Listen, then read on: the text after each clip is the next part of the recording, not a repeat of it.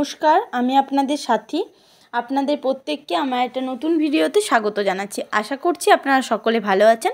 আমিও আপনাদের ভালোবাসায় ভগবানের আশীর্বাদে বেশ অনেকখানি ভালো আছি। বেশ কিছুদিন ধরে গলার অবস্থাটা খুবই খারাপ থাকার জন্য তেমনভাবে ভিডিওগুলো এডিট করতে পারছিলাম না, তবুও দু একটা ভিডিও দেওয়ার চেষ্টাও করেছি।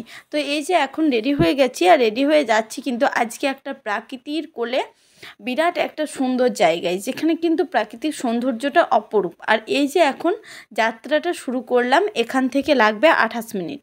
তো যাই হোক, আর এখানে আরেকটা কথা বলে রাখি, এখানকার রাস্তাতে মানে ওই জায়গাটা যাওয়ার জন্য রাস্তার দুপাশে যে গাছগুলো রয়েছে সেগুলো দেখতেই কিন্তু একটা অপরূপ সুন্দর লাগছে। আর এই যে এখন আমি পৌঁছেও গিয়েছি ওই লেকটার সামনে। এটা হচ্ছে হিসারঘাটটা লেক, যেটাতে আমি আগেও গিয়েছি, আপনাদের সাথে ভিডিও শেয়ার করেছি। এই ভিডিওটা হয়তো মানে অতটা বড় নাও হতে পারে, তবুও আমি যতটুকু পারবো শেয়ার করার চেষ্টা করব। এখানে আমি মাকে কথা দিয়ে গেছিলাম যে মা, আমি আবারও আসবো তোমার সাথে আমার এক্সাম কমপ্লিট হওয়ার পরে। তো আমি সেই জন্যই চলে এসেছি মায়ের কাছে, মায়ের টানে।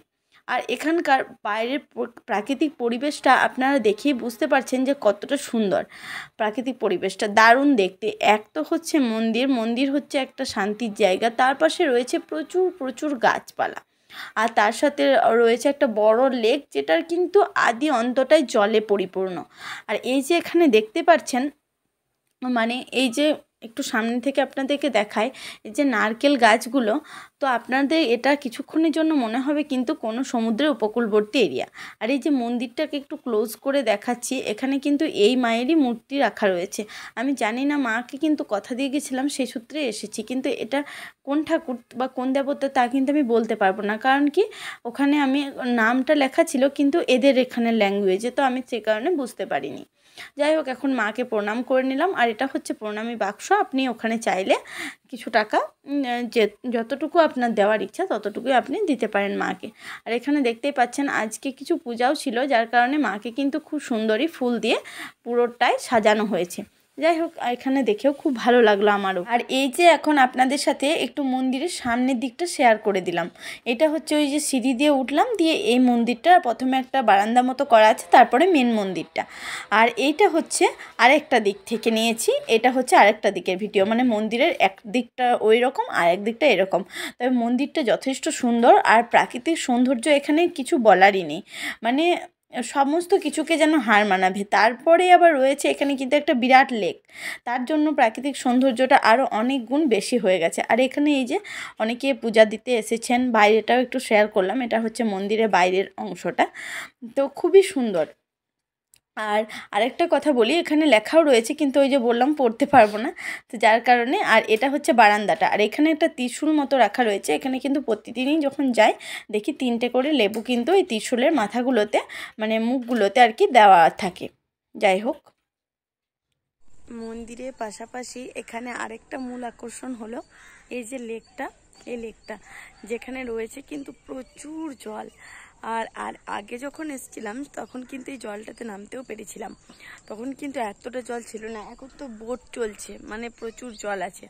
তবে এখানে বোটে মানে আমাদেরকে অ্যালাউ করবে না, এখানে যারা কর্তৃপক্ষ তারাই হয়তো জিনিসগুলোকে মানে লেকটাকে পরিষ্কার পরিচ্ছন্ন রাখার উদ্দেশ্যে এইরকম আর কি বোটিং করে ওনারা ওগুলোকে আগাছাগুলোকে পরিষ্কার করছেন।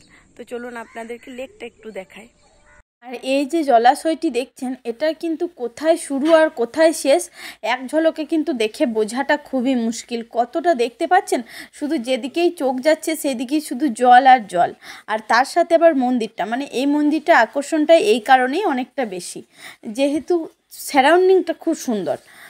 আর দেখতে পাচ্ছেন এখানে দাঁড়ান বোটিং, একজন বোটিং করছিলেন, কিন্তু ওনাকে হয়তো দেখানোটা ওই যে দেখতে পাচ্ছেন, বুঝতে পারবেন না হয়তো একবার। এই যে সুদীর্ঘ এই যে যতটা দেখতে পাচ্ছেন, এটা কিন্তু পুরোটাই এই লেক এবং এই মন্দিরটারই এরিয়া, দেখতেই পাচ্ছেন। আর এখানে আসলে সব থেকে ভালো লাগার যেটা জায়গা হচ্ছে, সেটা হচ্ছে প্রচুর সবুজে ঘেরা জায়গা, তার সাথে আকাশটাও সুন্দর। আর এখন তো শীতকাল, তো লেক, মন্দির, তার সাথে আবহাওয়াটা মানে এক অপরূপ সুন্দর লাগছে পুরো চারিদিকটা। আরেকটা জিনিস আপনাদের সাথে দেখায়, এটা আপনারা হয়তো ভাববেন কোনো একটা বিচের আশপাশটা, মানে এতটাই সুন্দর দেখায়। দাঁড়ান দেখুন এক ঝলক দেখে ওই রকমই মনে হচ্ছে না? সি বিচ, তার চারিপাশে যেরকম নারকেল গাছ থাকে সেই রকম। তো সারিবদ্ধভাবে এখানেও কিন্তু নারকেল গাছটা রয়েছে। এই যে এখন রয়েছি একেবারে লেকটা লাস্ট প্রান্তে, যেখানে জলটা মোটামুটি শেষ হয়েছে, আপনারা দেখলেই বুঝতে পারবেন। আর মিডিলে যে গাছগুলো রয়েছে না, ওই গাছগুলো কিন্তু সব নষ্ট হয়ে গেছে, মানে গাছগুলোতে আর কোনো সবুজ পাতা নেই। সব সময় এই গাছের মূলগুলো জলের সাথে থাকার জন্যই হয়তো এমনটা হয়ে গেছে। আর এই যে হচ্ছে মন্দির বা লেক থেকে বাইরে যাবার রাস্তা। তো আমি অনেকক্ষণ ঘোরাঘুরি করলাম, দিয়ে একটু খিদেও পাচ্ছিল, দিয়ে ভাবলাম দেখি বাইরে কিছু পাওয়া যায় নাকি। দেখলাম যে হ্যাঁ, সামনে একটা দোকানে এই মিষ্টিটা পাওয়া গেল। এই মিষ্টিটা হচ্ছে নারকেল মিষ্টি। অনেক দিন পরে খেলাম, সে বাচ্চাবেলায় খেতাম, খেতে কিন্তু খুব ভালোই লাগলো আমার। তাই এখানেই ভিডিওটা শেষ করলাম। আশা করছি আজকে ভিডিওটা আপনাদের ভালো লেগেছে। ভালো লেগে থাকলে অবশ্যই একটা লাইক কমেন্ট করতে ভুলবেন না। আর চ্যানেলে নতুন হলে অবশ্যই আমার চ্যানেলটিকে সাবস্ক্রাইব করে রাখবেন। দেখা হচ্ছে নতুন কোনো ভিডিওতে। ততক্ষণ সকলে ভালো থাকবেন, সুস্থ থাকবেন, সাবধানে থাকবেন। বাই।